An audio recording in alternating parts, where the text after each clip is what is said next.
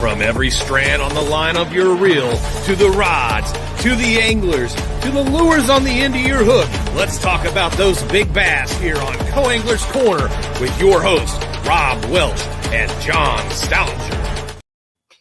Good evening, everybody. I'm John. Hi, y'all are. Cajun Rob here hanging with you. Yeah, we have a special guest tonight. Special program tonight, actually. One of this woman's many talents is marketing and sponsorships. So yeah, definitely. I know I can always learn more about it. So, and there's our buddy Rick Amato. Hey guys, how's it going, Rick? How you doing, buddy? All right. So you want to? But guys, From we got every a strand on the line of your. What happened there? I don't know. I don't know. It's all right. It's all good. Hey, it's technical difficulties, but we good. But guys, we got Miss Violetta Talley on, and she's one of the hardest working people in the business for sure. And she knows a lot about marketing and graphic arts and design. So she is she's quite the expert. So we're blessed to have her on here. So if you got questions or any comments, just let them get on there, and we'll have her answer them. We'll look at them, and look forward to sharing some of her knowledge with us for sure. So without further ado, let's have Miss Violet on. Hey, guys. Hey, how there are she you? is. There we go. Hey there. Hey, how's it going? Good. Yeah, busy. Busy is like we were talking before. Yeah, busy. Got a lot of stuff going on, and really haven't fished a tournament yet. Can't wait till those start. So right. But, it's just been busy with just helping other marketing. I mean, I've been doing a lot of marketing and being in the business of marketing, and I make promotional materials. So it's a little bit of everything. And then I'm the hardest part is I can't market myself. I'm marketing everybody else. I'm trying to market myself. I'm like, this is going to be the year. And then all of a sudden I'm like, oh, wait a minute. I got to put myself on hold. That's okay. Yeah. I'll get that. I understand. Mm-hmm. So, yeah. I know it's been a while since we've talked to you. It's been almost 30 days, I think. Oh, yeah. Whole 30 days. Yeah. I know you guys missed me. Whole 30 days. Oh, yeah. But no, it was funny because when you and I were talking over the weekend, trying to figure out what we're going to talk about tonight, we both pretty much said marketing and sponsorship. Yeah, I guess. I mean, it's still an area that a lot of people think they know. Nobody. There's no easy way about it. There's no. I'm actually dealing with it big in my business, and I'll touch upon that, like some of the stuff that I've been finding out on SEO and marketing and all that crazy stuff. I mean, it's a triple full-time job, and it seems like there's no end. And there is no end to it. I mean, it's constantly changing with social media and internet, but it's there's constant things going on. And I thought, well, maybe I touched upon enough. And I was talking to John. I was like, oh, I don't know if they want to hear all of. I mean, I put a lot into that last podcast. Oh yeah, you did. Watch it 5 or 6 or 10, 20 times, and still get a lot out of it, which is good. But I guess it is my forte just because I handle a lot of it. With this tournament series I'm doing or whatnot, and everybody seems to gravitate towards me about it. And the funny part is I have a business. I do make marketing and promotional materials, but that's not my business. I create products, custom products. I just got really good at marketing. I didn't go to school for marketing. I actually went to school for interactive multimedia, which is basically, in a nutshell, it's art using different mediums. And I was actually an artist. And so I just, but no jobs needed artists. And I knew that being an artist isn't really going to get me a lot of pay.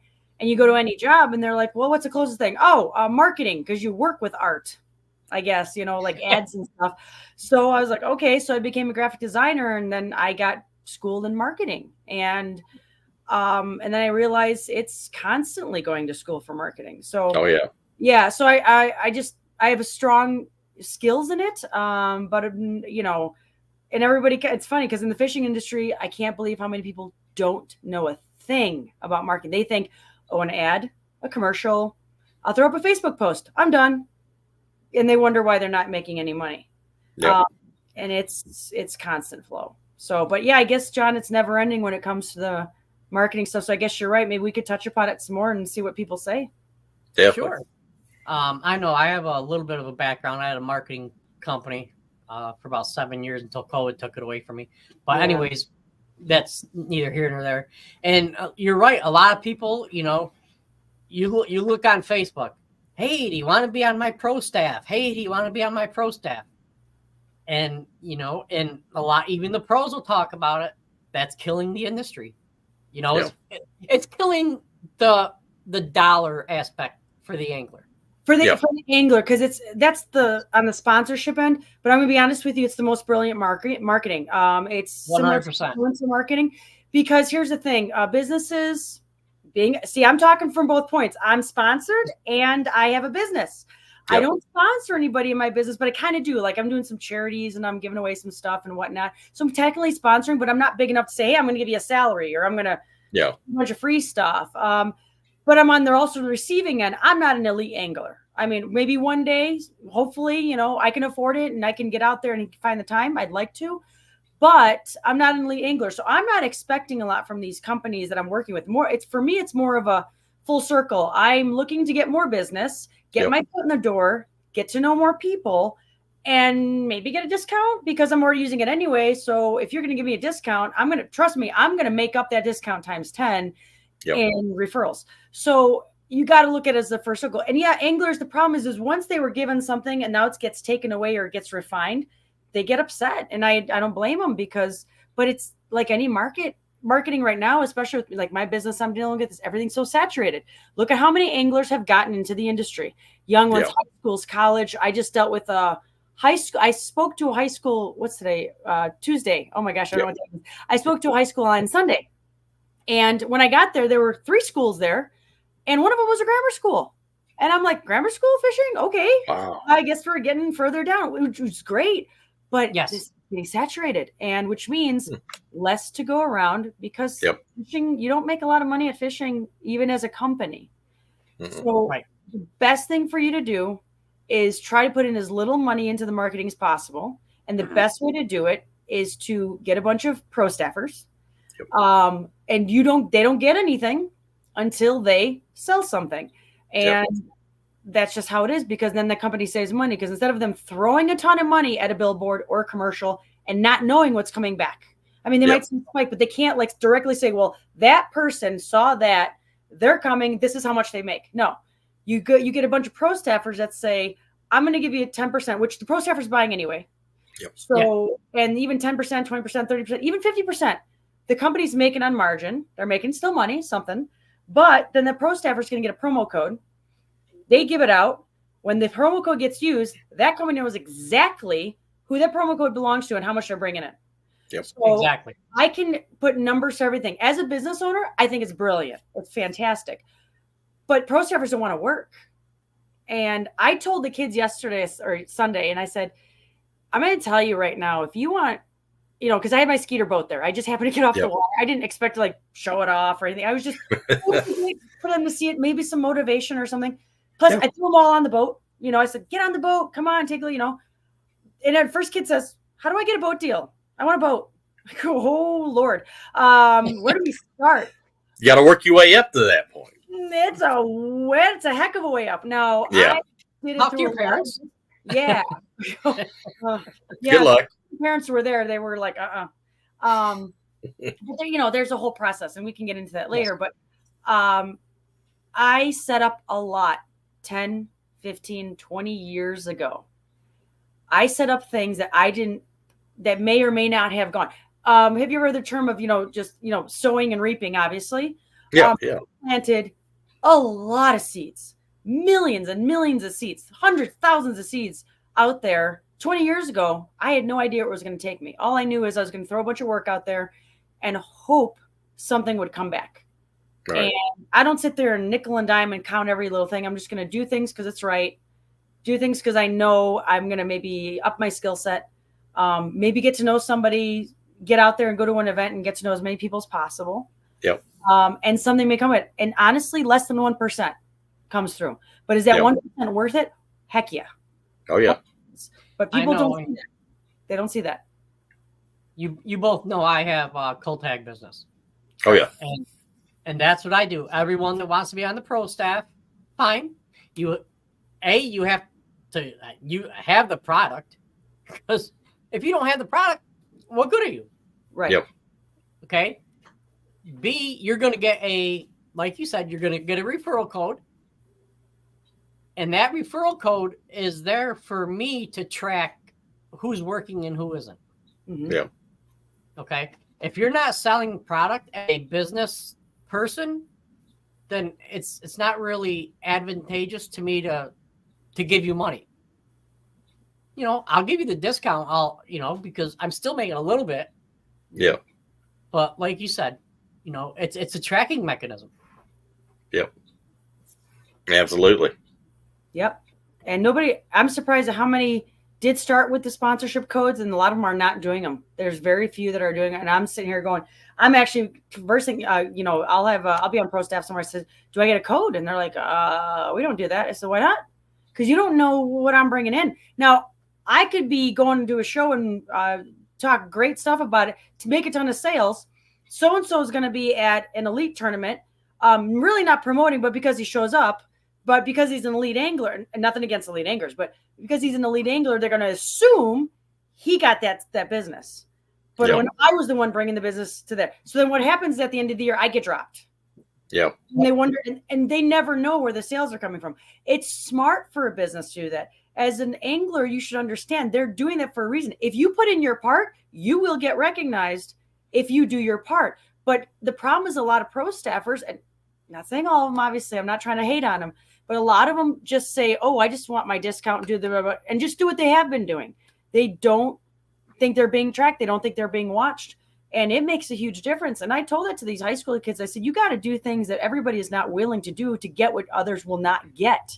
Yep. And 99% of you will not do it. And it's a reality. And I hate to say that, but I'm trying to light a fire on their butt to get them going, because they got to understand they got to go above and beyond, because there's about 3,000 other kids in just the county alone that are going for what they're going. Oh, yeah. Like any sport, you're out there and you're going to be competing. And I told them, I said, they are in an excellent spot right now. They are at the beginning, at the cusp of this start of fishing, going with the high schoolers and the college kids, and with the social media and all that stuff. And it's starting to get saturated, but it's still in the beginning. There's still a lot of opportunity, but give it another 4 or 5 years, good luck. It's going to be really hard to even get a pro staff position. Just to get a 10% discount, that's going to be hard. So. Absolutely. Yeah. Yes. We had two Andys come on, Andy Pullman and Andy Sliders. I was Rob, my man. Hello, everybody. Thanks for joining us. Hey, Andrew. Hi, Andy. Hey, Andy's my man. He's down in Knoxville. He's my man right there. He's in Tennessee? Yep, he's in Tennessee. Okay. So if I was a high school angler and I approached you and said, hey, Miss Violet, I see you have some sponsors. What would be the first thing you would recommend me to do? If you wanted sponsors, if you wanted to, like, say you're just like, I have a couple of them who are just starting in fishing. I just had one contact me today through Instagram and said, hey, I want to get started in tournaments. How do I do that? I'm 16. I go, well, yeah, that's a good question. Yep. There's a lot. The first thing I'm going to tell them to do is, this was my favorite part of it too. And nothing, I love these kids, but what he said, I'm not getting anywhere from shore. I'm not catching anything from shore. Well, right then or there. Okay. I used to pond hop. Some of my best fish were from shore. Okay. Some of these ponds are stocked with some. If you cannot shore fish, you cannot boat fish. Period. Granted, there's a lot more you can do from a boat, but if you can't catch fish on the shoreline in various bodies of water, then you're doing something wrong. Now, I'm not saying you're going to have as much opportunity, as much success, but you got to be able to catch fish in any condition, anywhere, at any time. And if you're like, well, I'm not catching anything from shore, then said you need to change your skill set. You need to change a little bit. So, but you start there, and you could start with clubs. Obviously, you start with clubs to learn. You got to get out there and learn. You got to see what's out there. It's not just you're going to watch TV and that's what you do, which a lot of these kids see. They watch the elites on TV and say, this is how it's supposed to be. And that's not necessarily how it is. They need to get into game has changed. Game has changed. Yep. Yeah. A game has changed. And they don't see everything that happens in the background and the stuff behind the scenes. And so, and they should, and he's being 16, he's a little bit limited on what he can do, but he should pretty much just, see where he can get into with other people, like find a teammate, find an older mentor, somebody that can take him in a boat and get him up pre-fishing. Go talk to different coaches, see if you can get out there and get on the boat. You got to start fishing. You got to start proving yourself, and you got to start just doing the work, getting on the water. Next thing, go to shows, talk to companies, go to businesses, say, what can I do for you? You do never, ever ask what can you do for me? They will do something for you, no matter how little or how big. You are thankful, you are gracious, and you say, yes, ma'am, yes, sir, you're professional, you're presentable, and you know your stuff. But it starts in the practice. If you don't know what you're talking about, how you're going to sell a product, because it comes down to sales. They want you to sell a product. As cold as it sounds is what it is, but through your skill, through your knowledge, through your selling, you're going to be able to create a relationship. They're going to know you take it seriously and that you're teachable. And that's the biggest thing. And you start there, and then you see what comes to you. You don't go out like this and say, gimme, gimme, gimme. That's what they all want to do. And not all of them, but it's not the way to go. And yes, you still have to toot your own horn and brag, but Yeah. And Chauncey has a question, says, how can I verify that a company is giving me the amount I have due from the company if I give away a code? How can you verify the companies? First of all, make sure you align yourself with a top-notch company. You got to know the company you're going with. I just aligned myself with the company, and they were just saying, can you get on Pro Staff? And John, you and I were talking about it last time. Big City Fishing down in Pekin, Illinois, father-son company. They make spinner baits, chatterbaits, vibrating jigs, jigs and plastics and whatnot. But anyway, they did everything from the ground up. They created all their own stuff. He comes to me and says, I would love to have you on Pro Staff. I said, that's great. Can I see your product? Can I see your booth? I want to see how you run your booth. I want to see how you run your company. I want to know you're a legitimate company. I went online and I trolled them. I want to see what kind of company are you. If everything aligns and there's no red flags, then all you can do is trust. The trust got to go both ways. They trust you, got to trust them. And if if they say they're going to give you something, you'll know right away if they're going to come through with the order. Also, watch how they treat other people, because if they treat other people terrible, they're going to treat you terrible. And that's how it is. So you have to align yourself with a good company, and don't just grab them because they offer you products. Say, I want to make sure you're a good product. I want to be able to sell that product. Okay. It's not about that. The product, the product's great. I can use it. But I told him, I said, I'm going to get some of your baits. He goes, well, let me give you some. I said, no, don't give them to me. You got a business to run. I will buy some from you. And he threw a spinnerbait in there or a chatterbait in there. And I tried them, and I went to the local pot immediately. Now, I did my due diligence. I said, I'm not going to sit and have those baits sitting in my box for months. I immediately went out. First, went to a local pond in my subdivision. I still pond hop. There's nothing wrong with that. And I put that spinnerbait and the vibrating jig through its paces. I was playing with it, doing this, putting it. And I actually was just wowed. I was like, I set my Thunder Crickets aside and said, give me that vibrating jig. That thing is really good. Very well made. Then I found out how he did everything, from how he returned his phone calls to how he treated his son, how he acted at the show, how he talked to them, everything. You watch all of that. And then I said, absolutely 100,000%. These guys got it. They know what they're doing. I'm in. Now, what do you need from me? I know what he can do. Exactly. What do you need from me? And he says, well, I just need you to do this. Okay. But I'm going to do more. I'm going to do more because I want to. I want to see him do well. So, absolutely. And sometimes, and sometimes it's a test.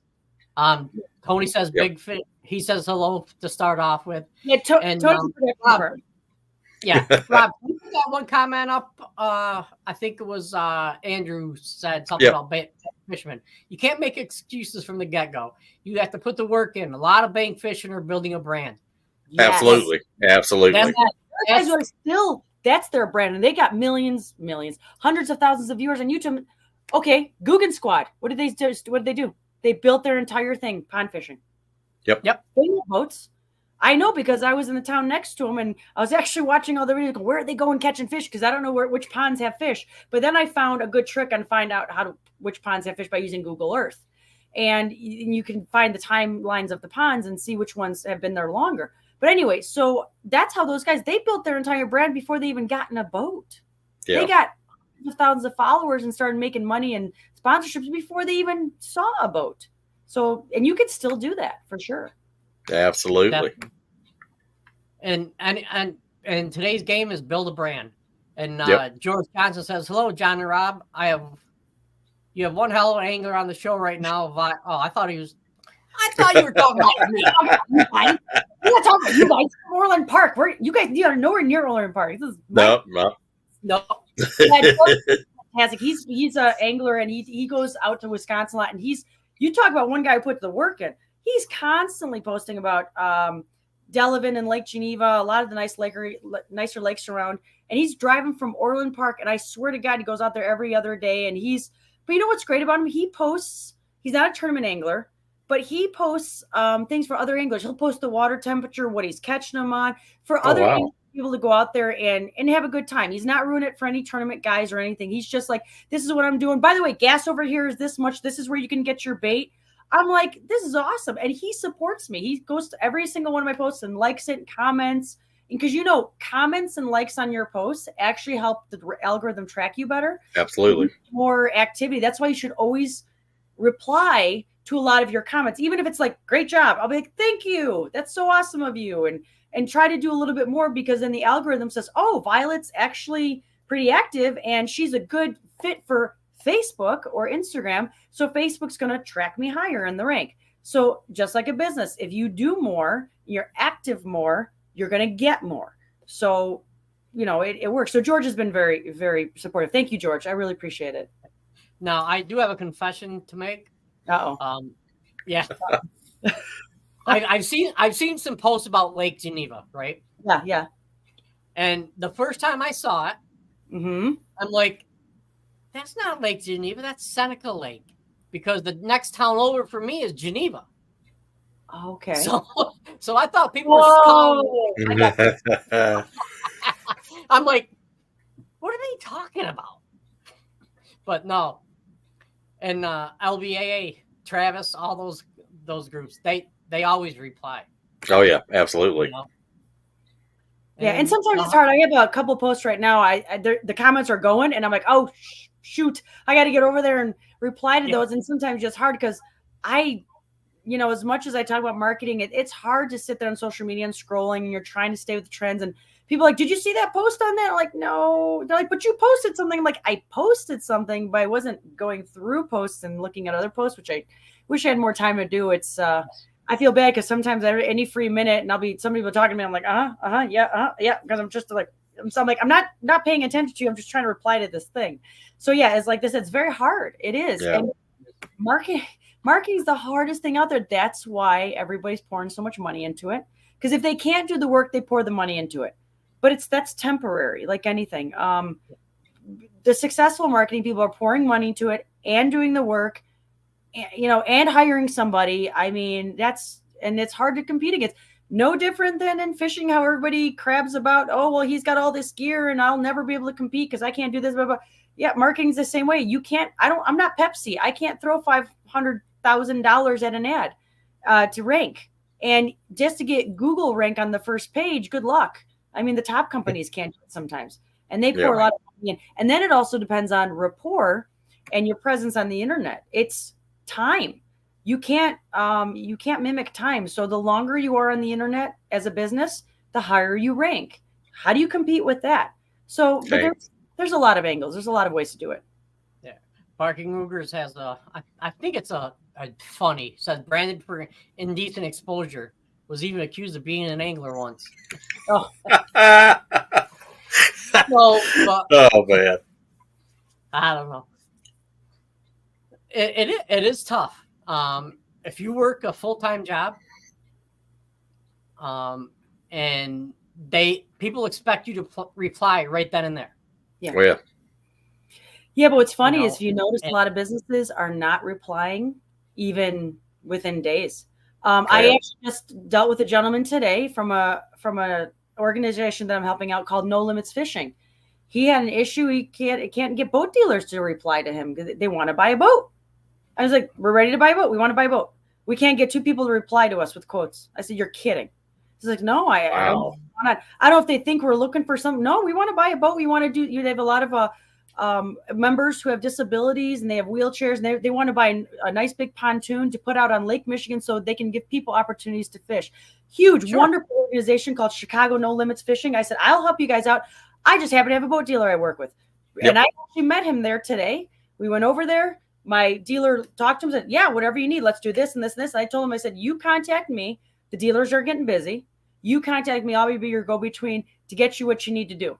And it's all started for him. It's great, but it's amazing how many people are not getting back.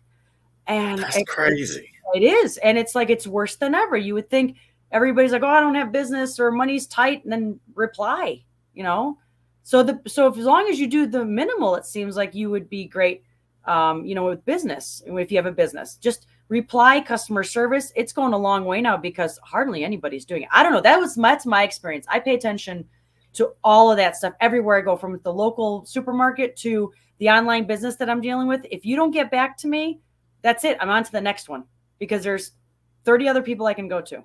Yep. And I don't know what's going on. It's tough. And like with when you own a business, people expect the reply right then and there. Yeah. Oh yeah. Look, I mean, like with you, Violet, if you don't make your product, you don't make money. Exactly. Yeah. So yeah, people just think everything's for themselves, and that's the hardest issue. And like a lot of the pros will say, if you want more than someone else, work harder than them. Yep. Exactly. Yeah, because where I work at, they'll put in orders, and we always reply right then. Hey, thanks for your order. Hey, is anything you need? You find everything okay? We always same day. They put an order in. We're contacting them right there. You know how many people do not say, oh, they get the reply, thank you for here's your order confirmation. That's great. I understand. And listen, it goes both ways. I mean, if I all of a sudden got inundated with a ton of business because, I was going to go like on TikTok or something and I get 200 orders in a day, I'm like, oh, I'm starting on orders. I'm not replying to all 200 saying, thank you for your order. And you get so wonderful. But when you can do it because nobody else is. And I got to tell you that customer that you might end up doing it to. Yep. Might be in charge of an organization that's about to put in an order for 3,000 and you put in an order for 3 because they're trying to figure out what you're doing. I had a customer I didn't know from the UK, bought a product because she's an artist and she brought this artist product that I make. She actually ended up putting it on her YouTube channel of her favorites of Christmas. And it was right before Christmas. I got 50 orders in a day for this thing. I don't know where it came from because I didn't know she Wow. All of a sudden, like, I don't know, the 23rd order, customer says, really love your product, saw it on so-and-so's YouTube video. And I'll go, uh-oh. So I went to that YouTube video and she said so many wonderful things. I had no idea it was going to a YouTuber. I just was going to the UK. So I made sure every single product that went out is like it's going to the president. It's like ridiculous. It's got to be like going to some top celebrity that that you think is going to plaster all over TV. You better make sure that every product is perfect going out the door because you don't know who it's going to. I'm glad I didn't make any mistakes on that one because she had a couple where she says, oh, I tried a couple other ones and they were cheap quality and this one had glue on it and blah, blah, blah. This one's made so well and it comes from Northern Illinois. And I was like, oh, thank goodness. And then, well, of course, she had 1.2 million subscribers. 50 Wow. But within 3 days, it fizzled out. People were on to the next thing. So that's the other problem. Like with my business, I got a little complacent. I started making a bunch of products. They were doing great for 2-3 years. I didn't make any new products. I just said people just kept ordering products. I'd make 1 or 2 here or there. All of a sudden now this year, because of Temu and Alibaba and Alibaba Express and all those companies are bringing in all these products. Everybody's looking for the next trend, the new thing. So I had to start making new products, which business picked up again.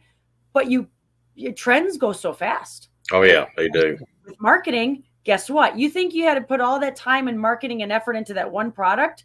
Well, you just did all that. And they're like, that's great. You made a bunch of sales and it fizzles out. It goes like this so fast. And you got to do it all over again. And people get burned out and frustrated. And just know that you're not the only one. That's how it is. There isn't like, I'm just going to do marketing and it's just going to carry itself. No, it's constant. YouTubers burn out if they don't keep making videos. Because I know a lot of these high schoolers are like, I'm the next YouTuber in fishing. Go ahead. but you better continue to crank out videos, different stuff. I mean, Guggen Squad is a great example. They did a great job on their videos. Someone went a little crazy because they were trying to figure out what's going to bring in the likes, because likes mean engagement. Engagement means higher rank.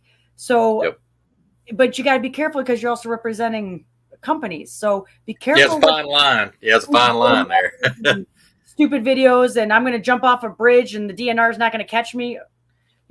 Crazy stuff that, but something of value would be better. Talk about teach. That's a big thing.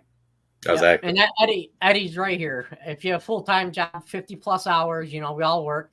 It's next to impossible to represent a company the way they deserve to be represented.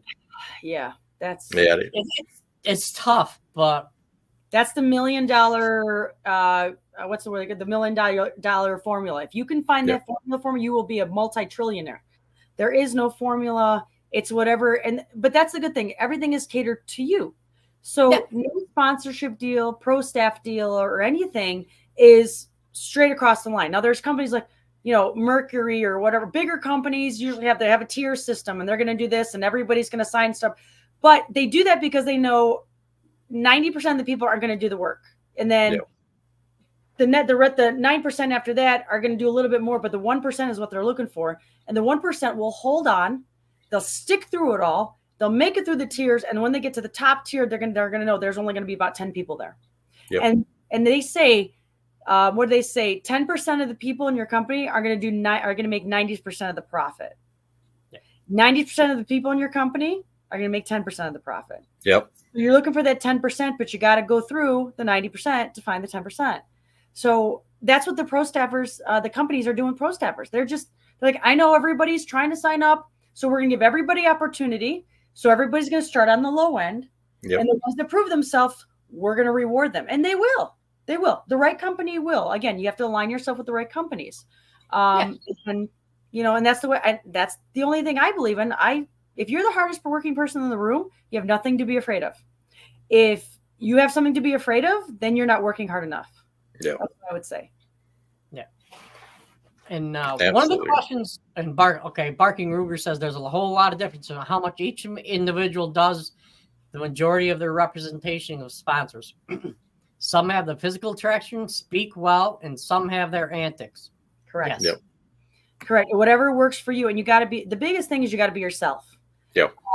You can't be something you're not, because people can tell right away, and you're going to wonder, I'm doing everything right. I'm doing everything what so-and-so does. And they got so many followers and this one's getting so much, whatever. It's because you're not being you. And I'm lucky that I like being that professional, outgoing person. I never was in the beginning because I was afraid of what people were thinking. And I realized I can't be afraid of people. I need people. Yep.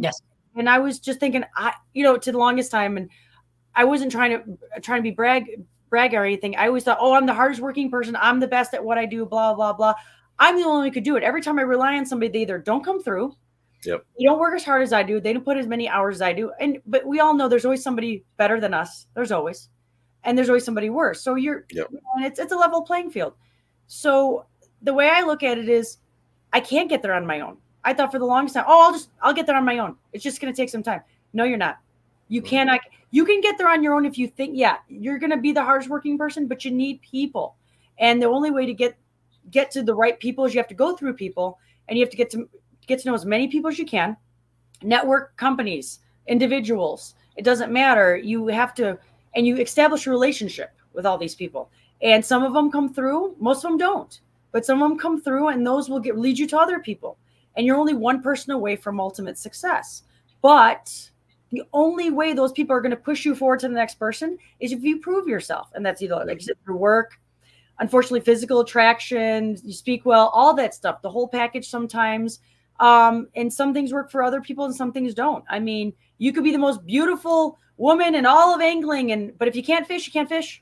And nobody's gonna hire you. They might say, "Oh, that's great. She looks great." And this or that, we could put some clothes on her or whatever, which, you get a lot of that feedback in the fishing industry for females. Mm-hmm. Oh, they just look good in this or do that. But if you can't fish, nobody's going to listen to you. Mm-hmm. Nobody will take you seriously.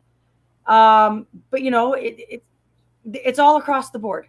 And but look at some of these anglers out there that do some funny stuff and crazy stuff. You got Ike and Ellie and his screaming, and but he backs it up. Not just that. I love him. He's fantastic, but he's an amazing businessman. You watch him at the trade show. I watch him. He's got kids following him around. He's so good with the kids. He's encouraging them. He's so positive all the time. That's what you want. Okay, despite whatever antics he does, I mean, it's harmless, but look what he does at the show. Look what he does for his sponsors. He's got Bass University. He does a great podcast. He's an amazing marketing person. His wife helps him. She's got a marketing company. I mean, all that behind the scenes stuff people don't see. They just see the name Mike Anelli, and they might see one or two things he does on TV, and that's it.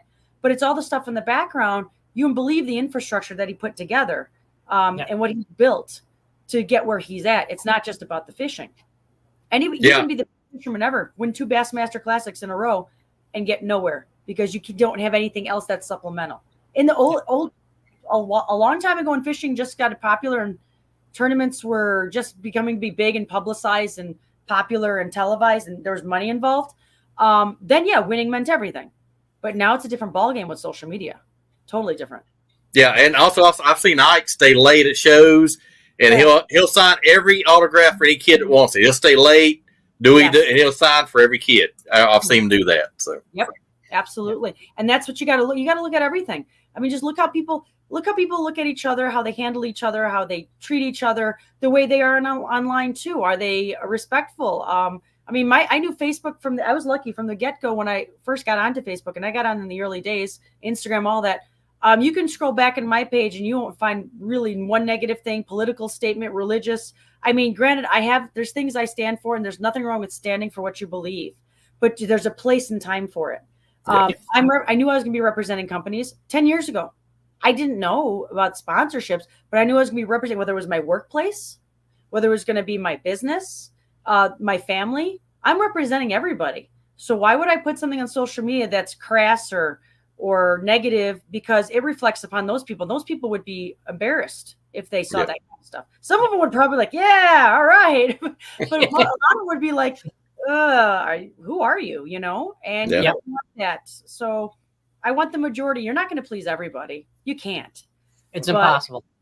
No, it is. I knew where I was going. So all the real heroes and old school pros were like it wasn't let me try this in English. It wasn't an industry just of TV time fishing. Those guys put time representing the sponsors and meeting the fans.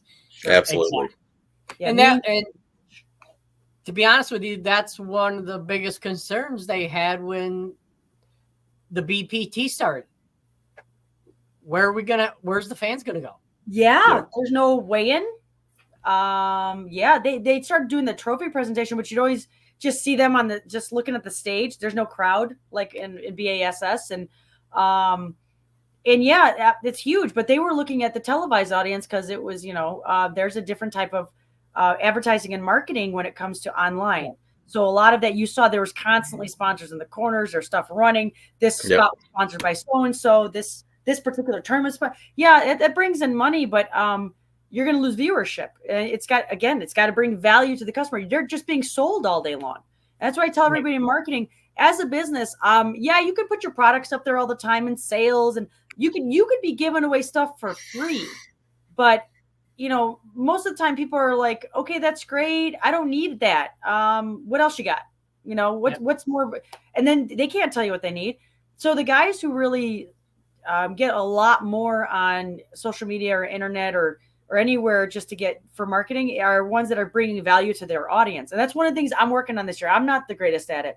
If you're going to post something, it's great to post what you're doing because people want to know what you're doing. They want to live through you because they maybe don't have the time and resources to do that, but they want to see where your journey's going. Post your journey, but also post what you're learning on your journey. Because maybe that person that's watching could say, hey, I can benefit from that.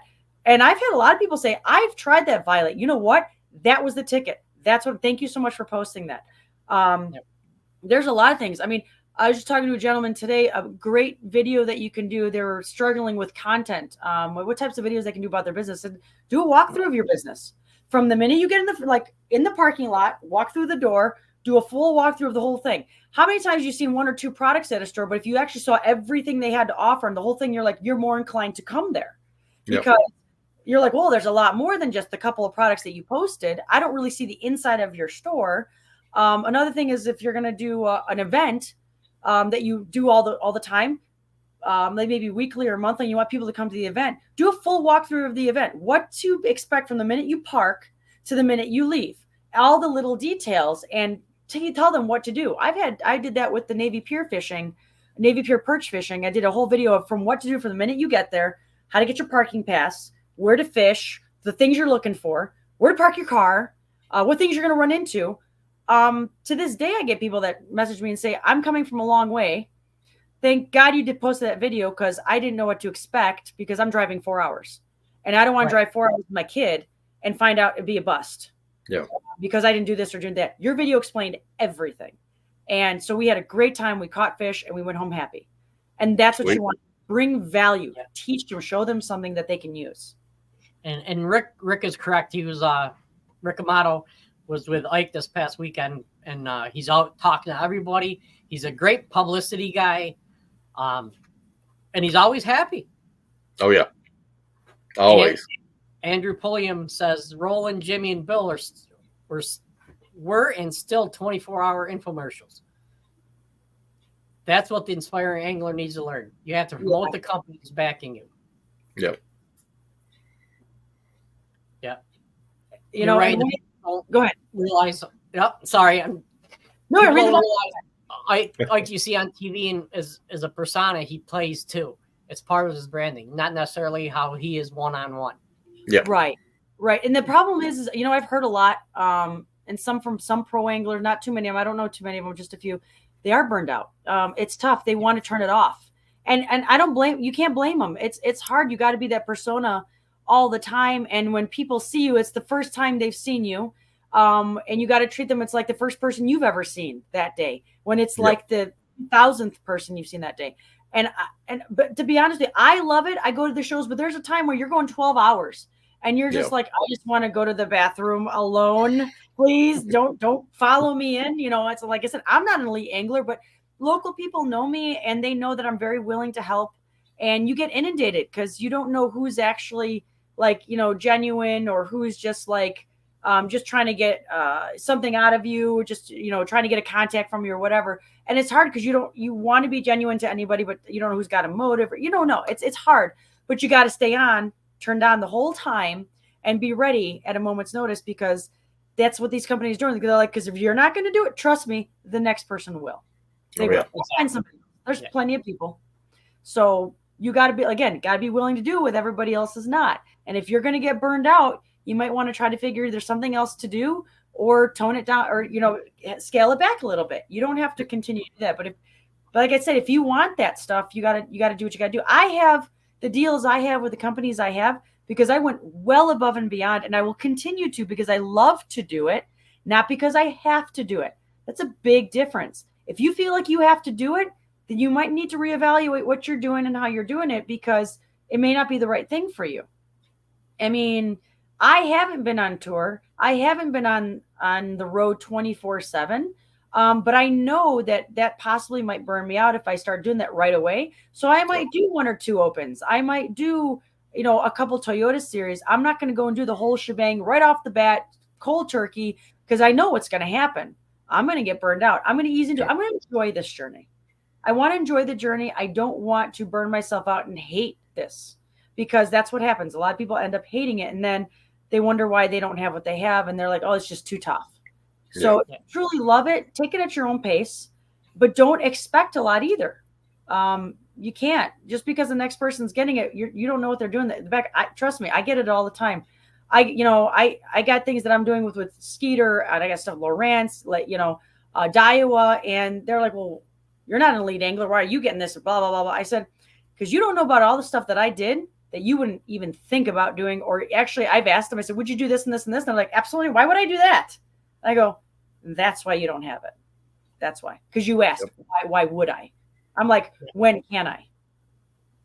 And Barking Rugers, the key right there, forced to work versus doing it because you love it. Everyone can see the difference in passion. Yes. Yep, definitely. Absolutely. And along the lines that you were just saying, the shows.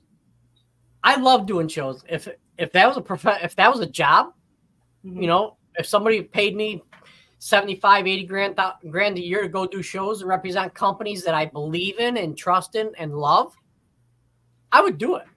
Yeah. You know, it's great. I love going out. I'm the same way. And sorry to interrupt you, but one thing I think about was, so I love shows. I can do a 12-hour show all day long, be on my feet. I don't sit down one time. I don't sit in a seat. I eat standing up. If I even eat, if I actually anything, it's the best diet plan because I don't eat fishing. Trade shows, best diet plan ever. As long as you stay away from the greasy food, don't go to the vendors. Although you're like, no, I want to promote him, whatever. But stay away from the greasy food. I don't eat. It's great. Drink a lot of coffee. But I'm going to tell you, here's where the problem I run into. I have 5. Yeah, there you go. I have 5, 6, 7 sponsors at a show. Where do I go? How much time do I spend at each booth? This guy wants me. This guy's pulling me. Oh, Violet, you got to meet this person. Violet, I got some kids over here. Violet. I'm running. And then here's the problem. As I'm running, this happened to a show that I didn't even work at. I went up to a show in Wisconsin.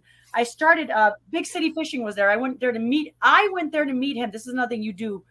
I wasn't on his pro staff. I went there to meet him because there was some product I wanted to get.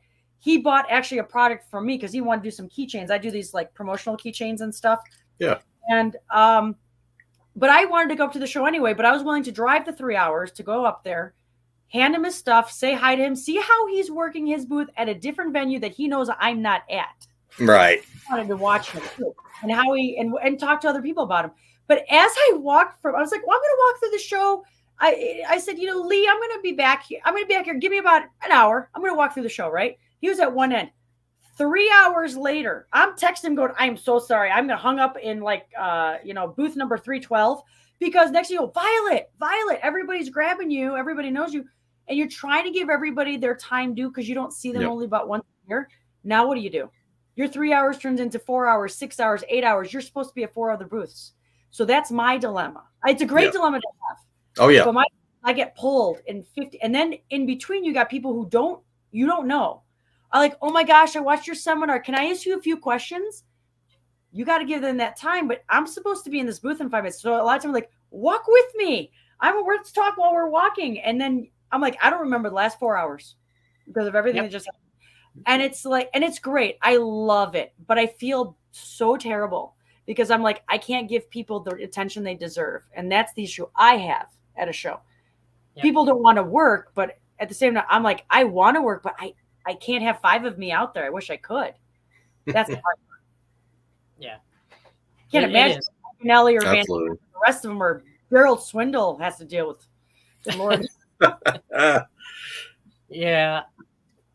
But you were saying you love working shows. I mean, if you I do. Because you know what?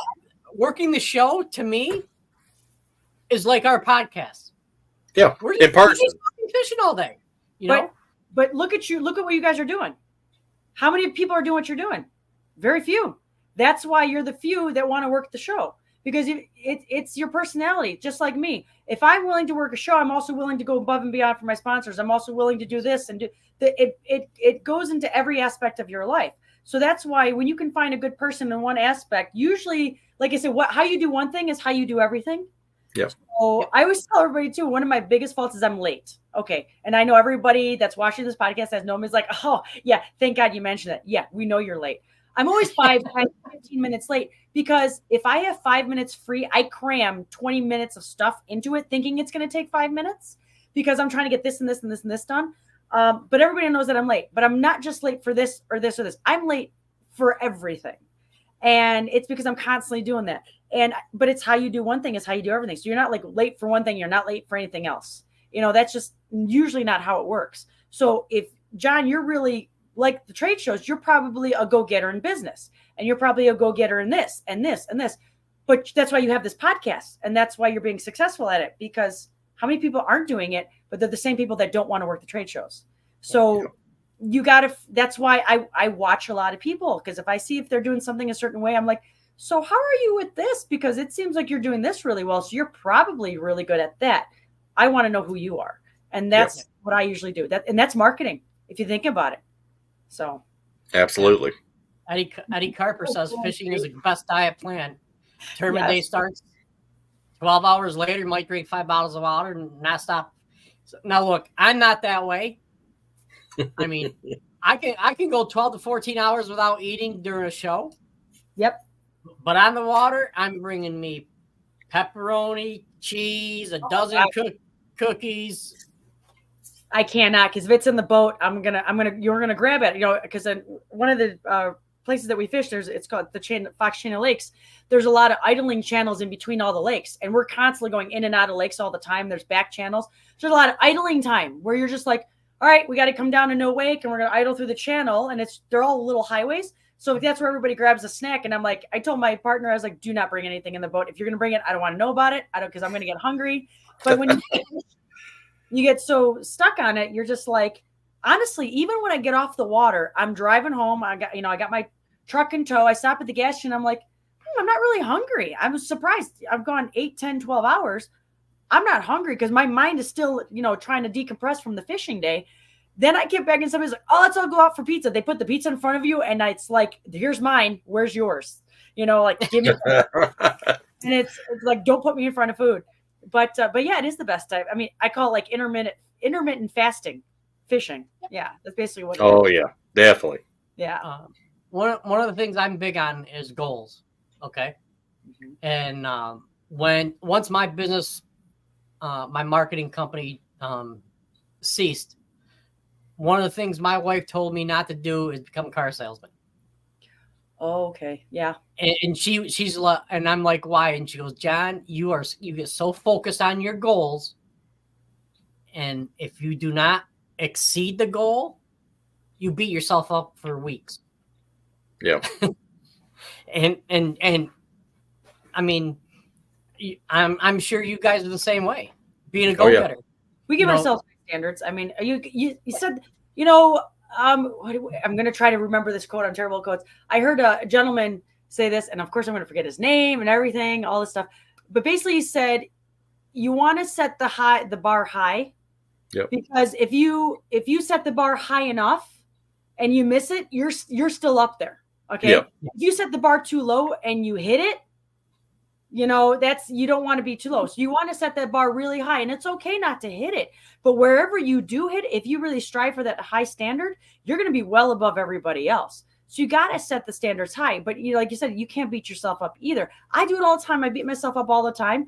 But I learned to be, realistic, because I say, even if I set the highest standard and do extremely well and do the best I can, somebody's always going to do better. It's okay. Oh yeah. But there's always plenty to do worse. But all I know is if I can just do the best I can, I know that I'm already doing better than most. I've proved it a million times.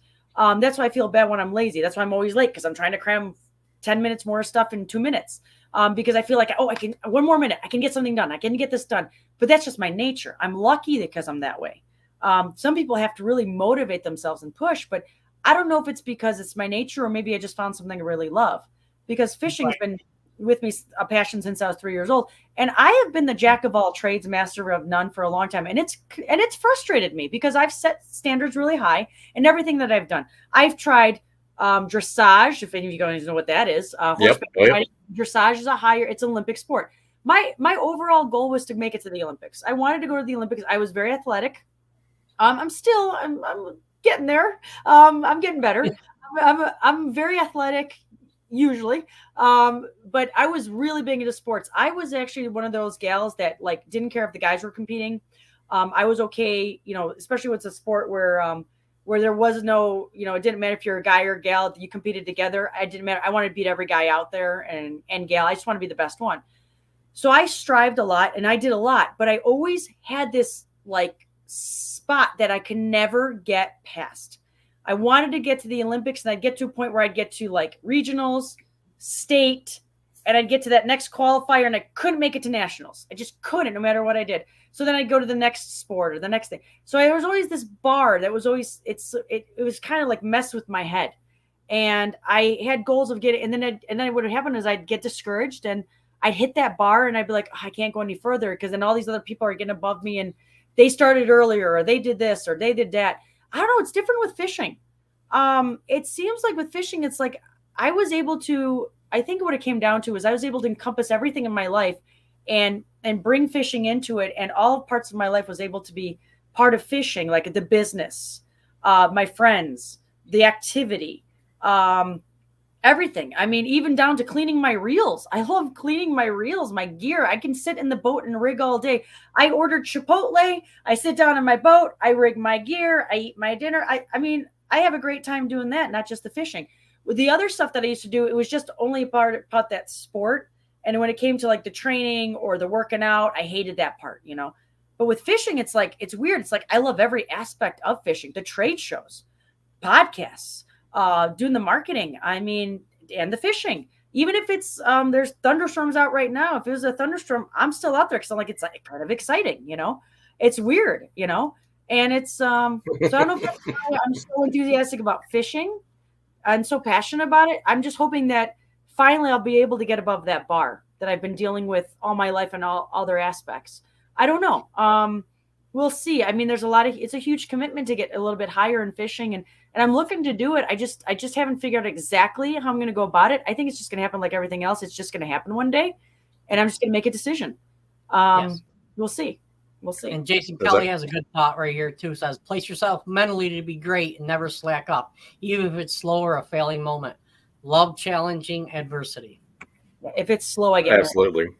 If it's slow, if it's not busy, I get nervous, and people know it.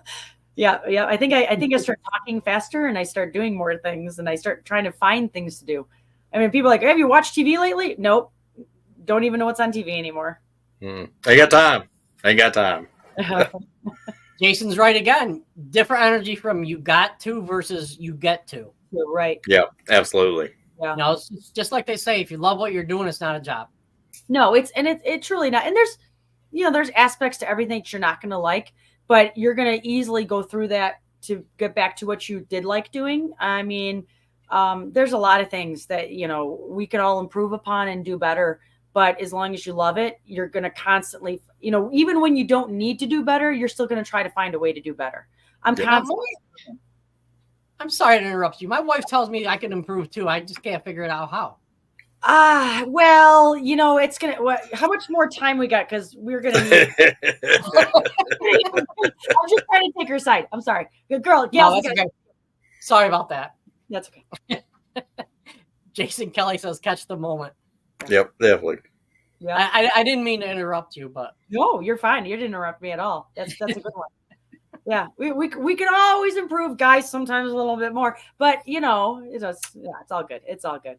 Yeah, it's all fun. And the biggest thing is you have to improve, or you don't, or you can be satisfied with where you're at. There's nothing wrong with that, but you just have to know that if you become satisfied, that you're not gonna really be able to achieve a lot more. I mean, some things aren't thrown at you. I mean, where they say the definition of insanity is doing the same thing over and over again, doing the same thing over and over again, expecting a different result. Yeah. I hate to say that it's the definition of an insanity. It's more of like, it's a terrible thing to do. It's just, don't keep doing the same thing over and over again. If you don't want to do it anymore, don't do it. Go do something else. There's something else out there that's going to be a passion. Now, it may not make you a ton of money. Usually it doesn't. I mean, the thing, fishing, look at us. We're a bunch of millionaires in the making, right? Where they say start as a billionaire if you want to be a millionaire. Exactly. There you go. You're not going to make a lot of money, but there are people making money in fishing. It's just not how you think they are. You're not doing it at tournaments. I can tell you that right now. You know that. You guys know that. You're never going to make money at tournaments because if you really add up all your bills, your time, your labor, you don't even come close. However, you can get in the business of fishing. Why don't you start a business? And yes, everybody, and of course, everybody's got a plastics company. Everybody's doing this. They're doing that. There's a lot of things you can do. There's a lot of angles. There's align yourself with the right people. It's a little bit of everything piled together will get you to success. The problem is most people, they only have a quarter of the puzzle. You'll never have the full puzzle. You'll never have all the puzzle pieces. But if you can get, 70 to 80% of those puzzle pieces, you're doing good. Because most of everybody in fishing's got 10 to 20%. I mean, nothing against anybody, but they only look at they're just got blinders on. They look at one thing when they got to kind of look at the world around them. Blinders are good when you want to focus. That's great. But you got to be able to be versatile and you got to be able to expand because it's not just about this anymore. And that's tough on a lot of people because they might be darn good at it, the best they can at it.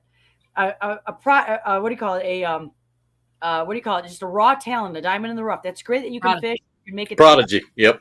Prodigy. Thank you. It's great that you can do that. You can outfish anybody, and we can throw you on a lake and you'll kill everybody on it, and you do a great job. You can bring home the trophy. But if you can't speak and you can't promote and you can't talk to anybody and you can't present yourself well and all those other things, that's 90% of it. You'll last for about a week, maybe a couple weeks, maybe a year at the most. But after that, you got to think long term. You could fish in your 70s, 80s. There's nothing wrong. You can fish for the rest of your life. It's great. But what else are you doing? You got to build yourself a legacy. Look at Bill Dance. Look at Roland Martin. There's granted they're not hip and cool with the young crowd, but even there's still a lot of people like Bill Dance is doing great stuff. He's trying to get himself out there. Like you said, he's a 24/7 infomercial. He may not be great at social media, but you don't have to be. Go find somebody who is. Let them do your social media for you. You do what you do. Find somebody for your weaknesses. You do your strengths. If you can't, there you go. That's what everybody says, oh, you got to work on your weaknesses. I agree and I disagree. If you're already good at a strength, keep doing well at that and improve upon your strength because you're already 90% above everybody else in that. Might as well go the whole way. Now, your weaknesses, you're behind everybody. So go align yourself with people who have their strengths are your weaknesses. And that way you guys work together as a team and then you make your way up. Because like I said, you cannot get up. You can't get the top alone. It ain't happening. Never. So you got to align yourself with good people. And unfortunately, good people come and go and they're few and far between. But if you just watch people and align yourself with good people, they'll point you to other good people, which is great. Like, look at you two. I got to know John through the call tag thing, and then you guys started doing the podcast, and now I know Rob and other people, and it's great. And then you and I, we all introduce each other to other people, and you never know who you know. Exactly. Like I said, like I tell youth like you do. Hey, don't just focus on one. Look at the big picture. You got marketing jobs, sales, boating industry. You got a lot of avenues besides just tournament fishing. You got a bigger picture. Just a salesperson. You don't have to be just a mechanic. You don't have to just be selling boats. Look at me. I'm making promotional. You know how many of these darn keychains that look at this is my business card keychain. So that's got I make these. Okay. Cool. I made them for myself because I said, well, I don't want to just keep passing out. Here's my Instagram handle, my Facebook, my blah. I made one link tree, one website. I pass around these keychains because what do people do with business cards? They throw them in their wallet and they throw them out in the trash because they get washed. They get washed. Right. Yeah. I know. Right. So, when I hand somebody this, people look at me, they go, okay, well, how much do I owe you? So as soon as somebody says that they want to give me money for this, I'm like, no, this is my handoff. Here you go. And I'm laughing at this next comment. I wouldn't make it. I would get chewed alive in politics. So I make these because I know people are going to hold on to them. And the first thing they do is I put a little clip on it because then they're not sitting there fiddling with the key ring. There's a clip on it. That's why I include the clips. And I tell that to everybody in marketing because they get, I'm just going to clip it to my keys right now. And guess what? It stays there. Yeah. And then next thing they look, they're like, oh, I might as well go to her website. So the biggest thing with marketing too, and I never touched upon this, is the path of least resistance. If you want people to do something, you better make it as easy as possible for that person to do it. So less clicks to a link. If you want them to hold on to a business card, you better make that business card valuable. That's very valuable. And I have a lot of customers who buy these. This is for our tournament season. This is the logo. Tournament dates are on the back. You know how many times I had a guy ask me, hey, Violet, when's the next tournament date? Look at your keychain. So now, well, they didn't have a keychain at the time. Now they have the keychain. So they're going to put this on their, this one's a little bit bigger, but like on a backpack or on their keys or whatever in their car, they're always going to have it. But imagine if it's a marketing tool. Now they always have this, and I have the website on there. So now they're like, oh, there's the website. They can. So I want them, I'm not selling them anything, but I want them to stop asking me about dates. I want them to go to the website and put out their entry forms. I want them to look at what's going on. So they don't have to ask me and they don't have to be wondering. And maybe this is professional. This is going to bring in more anglers because they're going to look at this one little thing and say, wow, look at this organization. They got all their dates on the back and they got their things together. And I went to their website and their website's put together. This is a legitimate organization. I'm going to want to fish with them. That's what I'm trying to do. So you have to find a way to market without people thinking they're getting marketed. Yeah. So, but it's still got to be the path of least resistance. You sell a product online and you're going to make a Facebook post about it. You know how many Facebook posts I see are marketing a product I see that don't have the link to the product? Yeah. Like, well, just go to my website.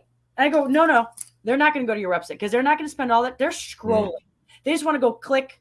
They don't want to be like, oh, I'm going to go to Google, type in your website, and then find the product. Ain't going to happen. No. Unless you really want it. You better have a one click, better take them right to the page, and all they have to say is add to cart. Yep. Least resistance. I feel like we've had this conversation this past week. Do we? Yeah.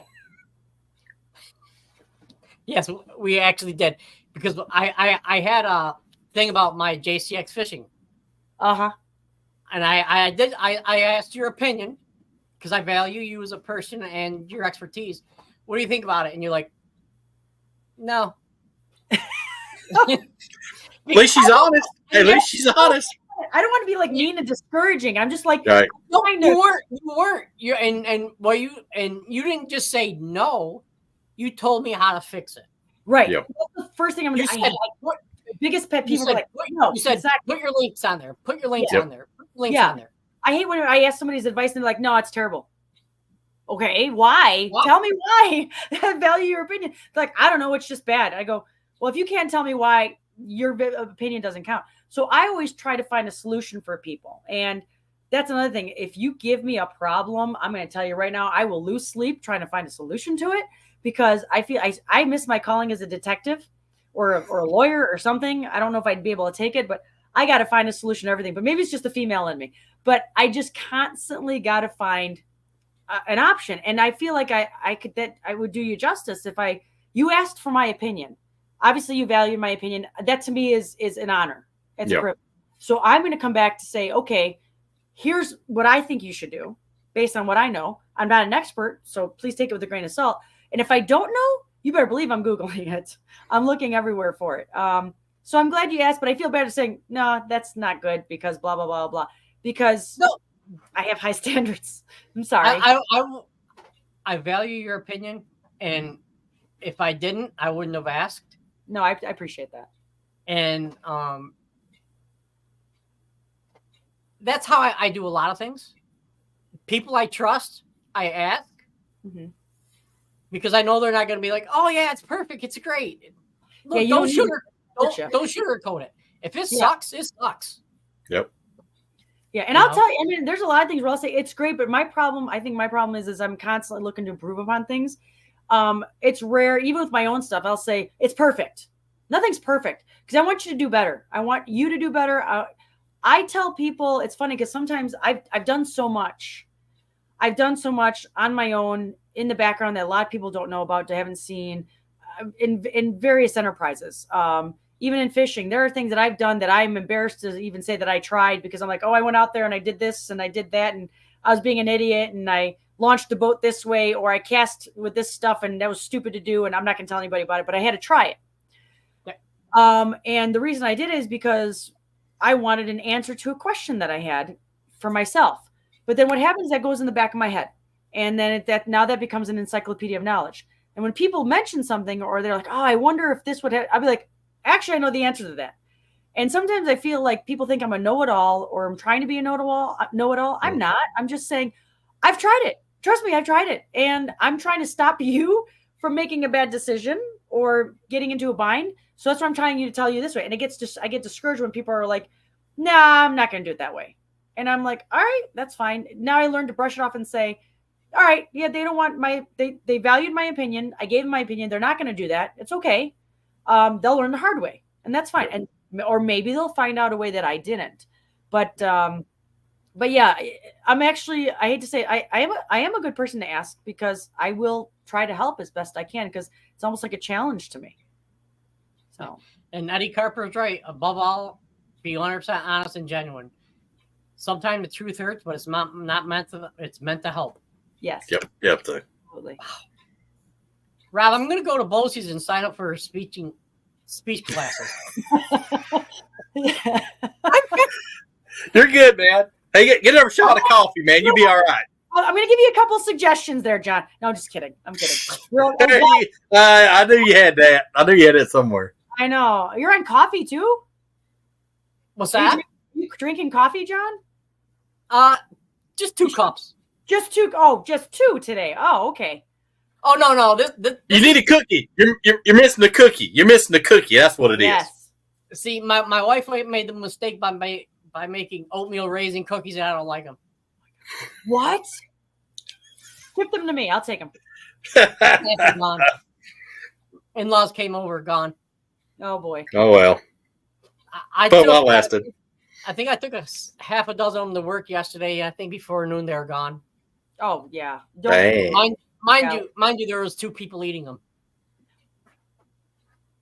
Wow. The 10% will eat 90% of the cookies. There you go. That's exactly all right. Absolutely. You're such a pleasure to talk to. We could be on here for hours, but I know it's getting late. Everybody's getting past everybody's bedtime. Yeah. So well, thank you very much. Appreciate it, and we'll try to figure something out for next month. Yeah, absolutely. I mean, if anybody's got any suggestions, please leave comments. I'm going to post this video too. Obviously, I try to post everything, and so if people can try to leave some comments on what you guys want to talk about. I mean, there's a lot. Definitely. Yeah. Thank you, Rick. Thank you. Yeah. All right. But always we enjoy it every time you're on, Violetta. We always enjoy you. You're a wealth of information. Thank you guys. It's an honor and a pleasure because I love doing this kind of stuff, and questions and answers again are my favorite. It's awesome, and any promotion, big or small, and you guys are a joy to work with too. You guys are positive, and I learned a lot from you guys, especially being from two different parts of the country. It works though. Good, and I'm in the Midwest, which even works more. So there you go. You guys do a great job. Thank you. And Rob's trying to teach me to say how y'all are, or how I don't know what he's saying. Rob, you keep talking. I'm gonna start talking like that. I'll send y'all some grits or something. That helps. If you eat some grits, then that helps. I love grits. I do too. But he puts meat in his grits. Oh yeah, bacon and ham. Yeah, it's good stuff. No, bacon's necessary. Absolutely. Oh yeah, it's done right. No. Bacon's its own food group.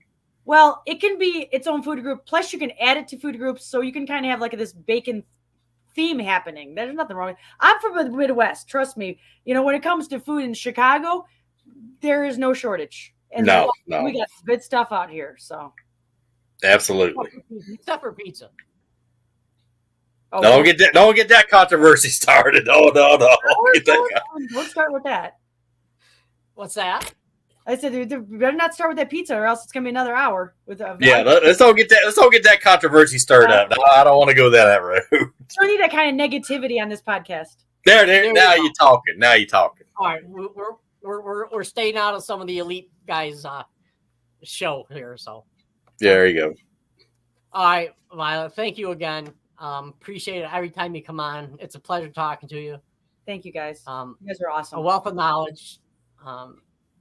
I don't know what else to say about you except for thank you very much.